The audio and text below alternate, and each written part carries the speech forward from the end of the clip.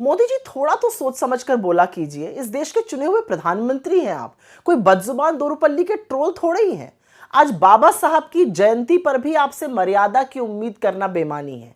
आज भी आपने कांग्रेस को कोसा और यही नहीं, एक वर्ग को पंक्चर बनाने वाला तक कह डाला। खैर, आप खुद तो हरियाणा में रैली संबोधित करने के लिए निकल लिए। आपके अंदर तो इतनी भी तमीज नहीं थी कि बाबा साहब को सेंट्रल हॉल में पुष्पांजलि देते। सब लोग आए, लेकिन आपको आज भी भाषणवीर बनना ज्यादा प्रिय था। आप निकल लिए। और आपके गृह मंत्री अमित शाह जी, जिनको अंबेडकर का नाम जपना फैशन लगता है, वो तो आए नहीं। न सदन में आए, न प्रेरणा स्थल पे आए। वो पूरी तरह से नदारद थे। पहले बाबा साहब का सम्मान करना सीखिए। उनके संविधान को खत्म करने के लिए हर हथकंडा अपनाना बंद कीजिए और फिर बाबा साहब की बात कीजिएगा। आप हमें क्या पाठ पढ़ाइएगा?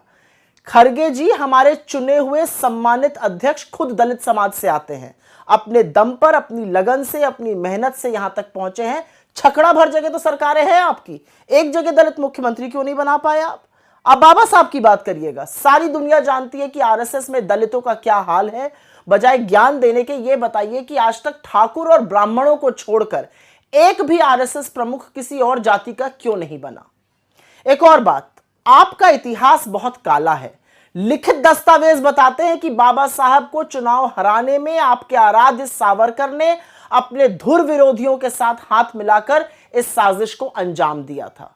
और ये कौन नहीं जानता कि आपके जनसंघ और आरएसएस के पुरखे, चाहे वो गोलवलकर हो, सावरकर हो, श्यामा प्रसाद मुखर्जी हो, उन्होंने ना सिर्फ बाबा साहब को अपशब्द कहे, बल्कि उनकी तस्वीरें और संविधान की प्रतियां भी जलाई और बहुत भला बुरा कहा था इस संविधान को।